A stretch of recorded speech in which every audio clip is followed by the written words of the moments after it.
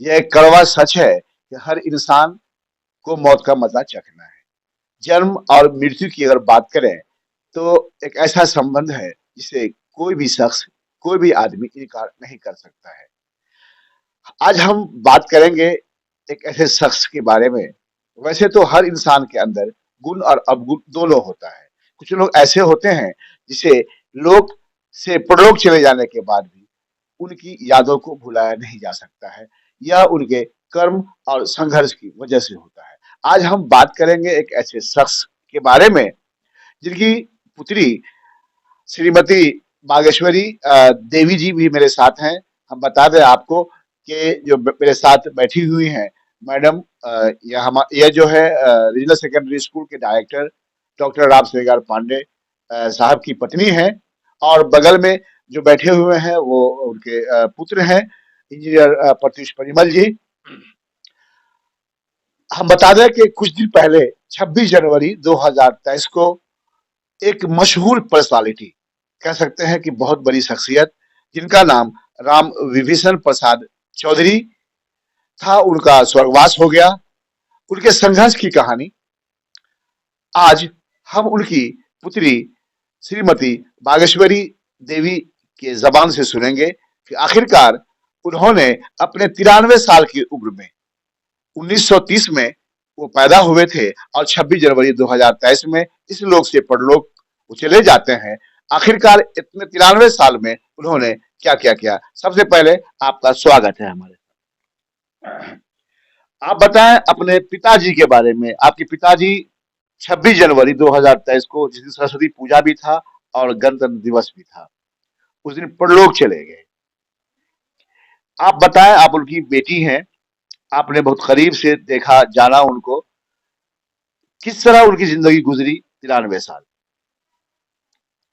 बाबूजी बता रहे हैं हम लोगों को, जो हम लोग उस समय पढ़ाई का भी नहीं सुविधा था और स्कूल में फीस भी लेते थे सरकारी स्कूल में। हमारे बाबा जी के पास तो संपत्ति बहुत थे, लेकिन वो जो बाबा हमको लोगों को थे सो बहुत अपना मौज मस्ती करने वाले थे। जमींदारी लोग थे, जमींदारी लोग थे। वो पढ़ाई लिखाई का ज्यादा महत्व नहीं देते थे। पहले लोग क्या सोचते थे, आज 5 भाई बहन है ना, तो कोई एक बच्चा पढ़ लिख ले, सब अपना पालन पोषण खेती पथारी से करे। अब हाँ, धन दौलत सर था, धन दौलत काफी थे, इसमें कोई कमी नहीं था। आजकल का लोग चाहते हैं जमीन नहीं रहे लेकिन सब पढ़े लिखे। उसमें भी जो कमल में कीचड़ होता है उसी तरह से मशहूर होना था उनको। उनका हीरा में रत्न होता है, हीरा रत्न होता है, उसी तरह उनका पुत्र जो है हुआ मशहूर। उनका नाम श्री राम विभीषण प्रसाद चौधरी रखे। वो ठीक रामनवमी दिन का उनको जन्म भी हुआ था। उनको रामनवमी दिन का जन्म भी हुआ था। राम विभीषण नाम भी था। जैसे रामचंद्र जी का भक्त है विभीषण, उसी तरह से भगवान की कृपा वो भी भक्त के रूप में ही पैदा हुए, भगवान के अवतार में पैदा हुए है। उनको इतना पैसा नहीं था जो लोअर से उनको देखी इतना तेज इंटेलिजेंट प्राइमरी में दर्ज। इसके बाद उनको किसी तरह से दिक्कत सिक्कत करते हुए भी वो अपना संघर्ष से पढ़ते रहे। मैथ और इंग्लिश में तो मशहूर थे। सारा विषय की उनको ज्ञान बहुत, ढेर सारा, सारे विषयों में, श्री रामचंद्र मानस में या गीता में कोई भी अध्यात्म बात पर उनसे बातचीत करते थे तो सारा विषय का, जैसे भगवान का दैवीय गुण हो पूरा सब कुछ में। और उनको अध्यात्मवाद में भी थे और शिक्षा भी थे, दोनों में थे, मशहूर हुए। इसके बाद 1945 ईस्वी में मैट्रिक का परीक्षा 5 शिक्षक थे, 5 स्टूडेंट थे, विद्यार्थी थे देने में, परीक्षा देने के लिए। सर्वप्रथम खिरहरा हाई स्कूल में 5 ही विद्यार्थी हुए मैट्रिक का परीक्षा देने के लिए। खुला हुआ ही उस समय स्कूल, खिरहर उनका मकान है, हाँ पिताजी का मकान खिरहर ही है। और सब देखे जो सब विद्यार्थी में सबसे तेज रामविभीषण है, रामविभीषण प्रसाद मास्टर जो है प्रधानाध्यापक, फॉर्म भरवाया। हाँ, तो उनको 100 रुपया दे करके, 100 रुपया का भी उस समय में मूल्यवान था। 100 रुपया, हाँ वैल्यू था, मूल्यवान था। तो फॉर्म भरा दिए। इसके बाद सबसे अच्छा नंबर से पास किए।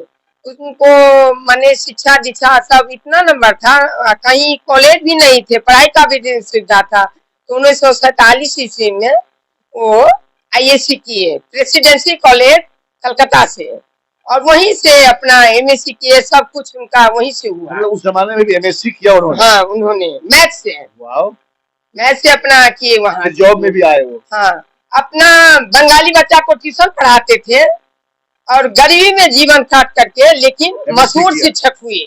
जैसे डॉक्टर सर्वपल्ली राधाकृष्णन है, उसी तरह से उनका भी जीवन था। अभी तक भी शिक्षा पर ध्यान दिए बच्चे लोगों को। हम लोगों का भी लड़का इंजीनियर हुआ प्रत्युष परमल, और एक तो डॉक्टर पीयूष परमल, बहू भी डॉक्टर डिम्पल पांडे, और हमारा जो डायरेक्टर है रीजनल सेकेंडरी स्कूल, पति जो है श्री राम सिंगार पांडे, वो भी अपना शिक्षा जगत में नाम कमाया उन्होंने, किए हुए हैं।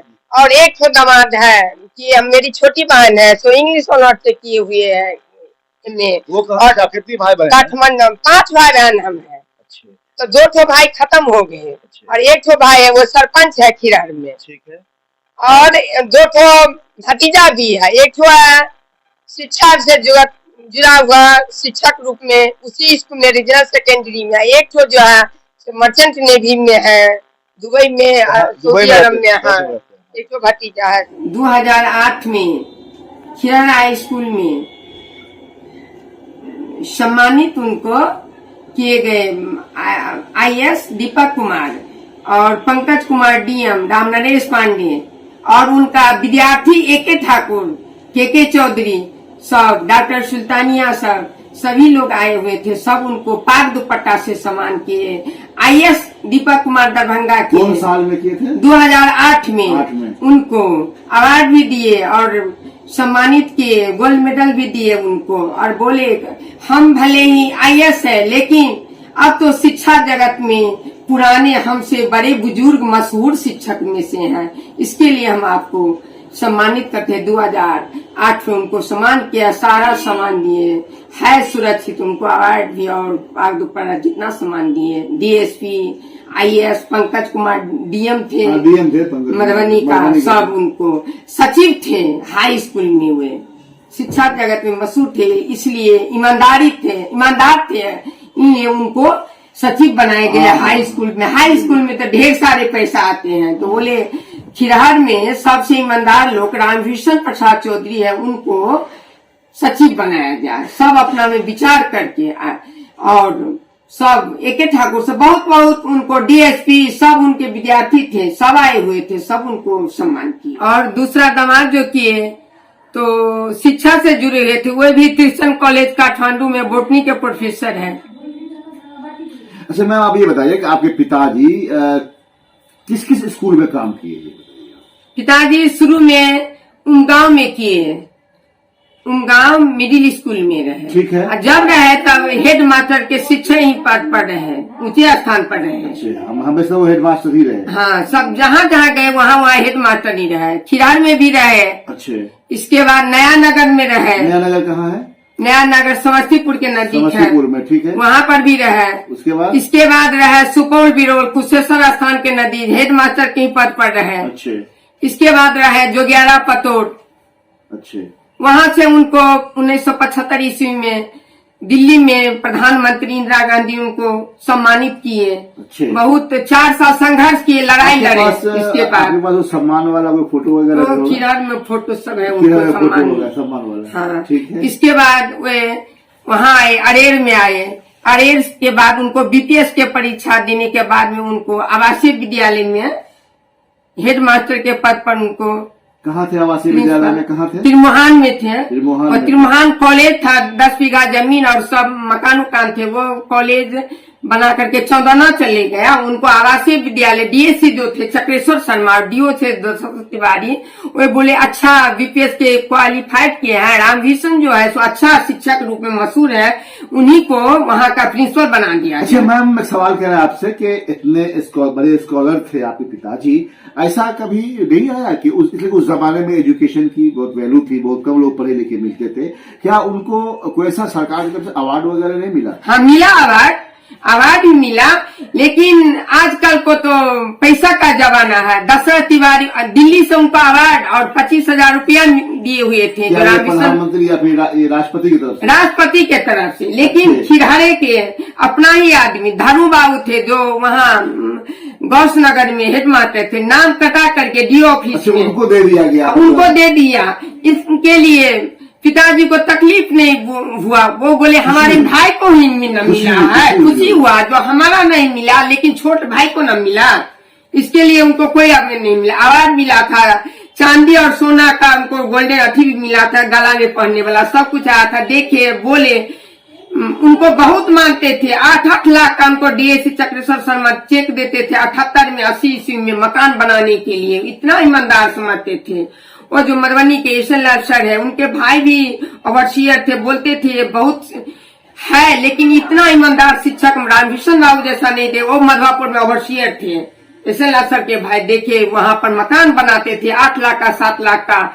लेकिन देखे जो ईमानदार शिक्षक इतना नहीं हम देखे। तो ये हम मान लें कि आपको आपके पिताजी के कर्मों का फल ही आप लोगों को मिला है। इस बात से तो कोई दो राय नहीं है। हाँ, वही शुरू से भी शिक्षा में उन्होंने जो परवरिश किया आप लोगों का, उसी की वजह से आज आप एक सफल माँ भी हैं, एक सफल शिक्षिका भी आप हैं, और एक सफल पत्नी भी है आप। और आज आपका भी घर भरा पला फुला हुआ है। सब यहाँ से खिरार में और बांध का भी सब विदेश सब में भी है, जहाँ भी है सब है। डॉक्टर इंजीनियर सब खुशहाल जीवन अपना बिता रहा है। भरा पूरा परिवार अपना छोड़ करके गए। अब आपके पिताजी 1958 ईस्वी में रिटायर किए। 1989 ईस्वी में 58 ईस्वी में रिटायर किए। अब आपके 58 साल की उम्र में 1958 साल की तक नौकरी की है ना वो?